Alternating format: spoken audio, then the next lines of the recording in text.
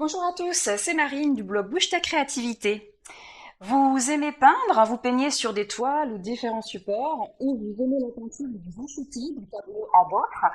Vous en avez peut-être de plus en plus chez vous et vous ne savez peut-être pas trop où les mettre et comment les mettre en valeur. Eh bien, la meilleure solution, c'est encore de tout regrouper dans une même zone. Alors, le mural de cadre, c'est une tendance déco qui fonctionne très bien depuis longtemps. Eh bien, je vous propose de faire la même chose avec les peintures. Moi, concernant chez moi, j'ai trouvé que le meilleur endroit, un des meilleurs endroits pour ça, c'est la cage d'escalier. C'est un endroit où on ne fait que passer, on ne peut pas mettre de meubles, donc souvent les murs ne servent un peu à rien. Donc c'est un bon endroit d'exposition de peinture. Alors pour ma part, j'ai fait les beaux-arts, j'ai fait pas mal de peinture il y a longtemps, j'en ai fait un peu entre-temps aussi, et puis aussi des collages et des photomontages.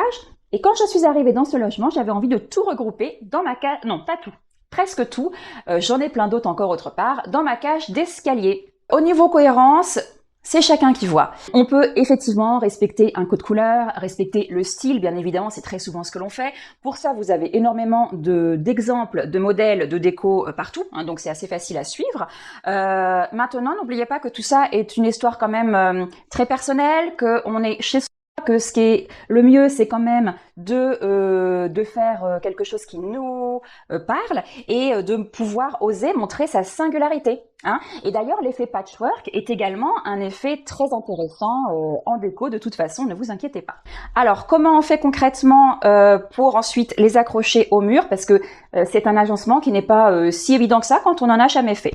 Eh bien, c'est tout simple. Alors, hop, je vais prendre ça et on va se rapprocher d'un cadre. Par exemple, hop, une reproduction de Max Beckmann. Ouais. Voilà, donc je le prends. Vous allez positionner votre cadre comme ça sur votre mur. Avec un crayon de bois, vous faites un petit repère ici, très léger, au milieu de votre cadre. Ensuite, vous mesurez la distance entre le haut de votre cadre et votre crochet. Et vous n'avez plus qu'à reporter cette distance entre votre repère, donc qui se situe à peu près là, votre repère au crayon de bois, et vous tracez le deuxième repère, là où vous devrez planter votre clou. Et après, il n'y a plus qu'à l'accrocher. Pour être sûr de la disposition de vos tableaux, le mieux, si vous avez assez de place, vous les disposez au sol et vous changez les dispositions autant de fois que nécessaire jusqu'à trouver la parfaite disposition pour mettre en valeur vos peintures, vos affiches, vos décos.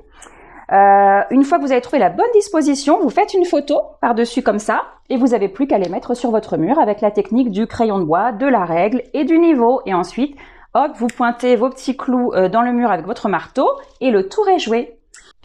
Je vous montre mon mural de tableau en vidéo et je vous dis à très vite!